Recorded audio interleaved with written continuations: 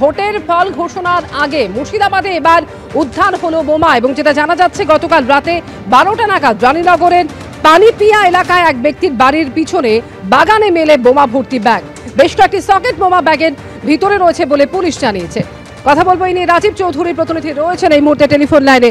Rajib, bag ভর্তি বোমা উদ্ধার, কি জানা যাচ্ছে এখনো পর্যন্ত পুলিশ সূত্রে?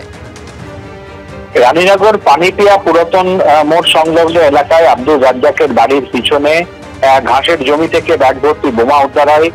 গতকাল রাতে পুলিশ এই খবর পাওয়ার পর গোটা এলাকাটা ঘিরে রেখেছে এবং বোম স্কোয়াডকে খবর দেওয়া হয়েছে। কে বা কারা ওখানে বোমা মজুত করেছিল না ওখানে কেউ ফেলেছে সেটা পুলিশ তদন্ত করে দেখছে এবং একেবারে ফল গণনা দুদিন আগে ফের রানীনগরে এই বোমা উদ্ধারের ঘটনায় কিন্তু এলাকায় নতুন করে উত্তেজনা সৃষ্টি হয়েছে।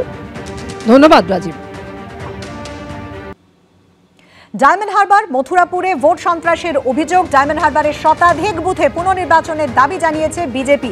বজবজ, মহেশতলা, বিষ্ণুপুর, সাতগাছিয়া, মেটিয়াবুরুজে অশান্তির অভিযোগ। কথা বলবো আমাদের প্রতিনিধি দীপক ঘোষের সঙ্গে। দীপক, মথুরাপুরেও একাধিক বুথে আবার ভোট চেয়েছে, নির্বাচন কমিশনে চিঠি দিয়েছে বিজেপি, কি আপডেট রয়েছে তোমার কাছে?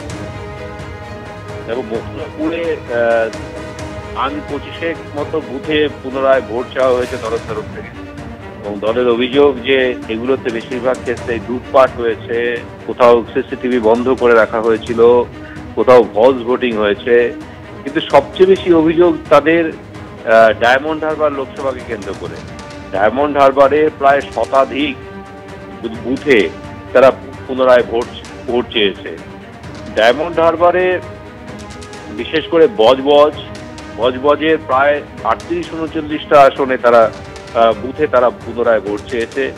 ফলতার সমস্ত বুথে নতুন করে ভোট নেওয়ার দাবি তুলেছে। মহেশতলা প্রায় 25 বুথ, ডায়মন্ড হারবার সেখানেও 30টির বেশি বুথ এবং বিষ্ণুপুর কেন্দ্রে সেখানে প্রায় 10 থেকে 15টি বুথ, সাতগাছিয়া কেন্দ্র সেখানেও 10 বুথ।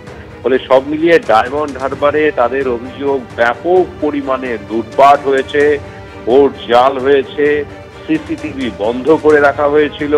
ফলে সেখানে ভোটের নামে প্রহসন হয়েছে ডায়মন্ড হারবারে।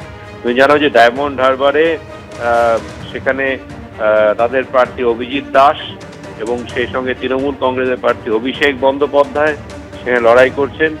সেইখানে গতকাল তারা অভিযোগ করেছিলেন সাংবাদিক সম্মেলন করে শুভেন্দু অধিকারী নিচে, এবং গতকাল রাতে সেই চিঠি পাঠানো হয়েছে নির্বাচন কমিশনের কাছে।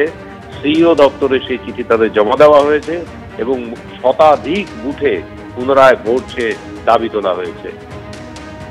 ধন্যবাদ দীপক।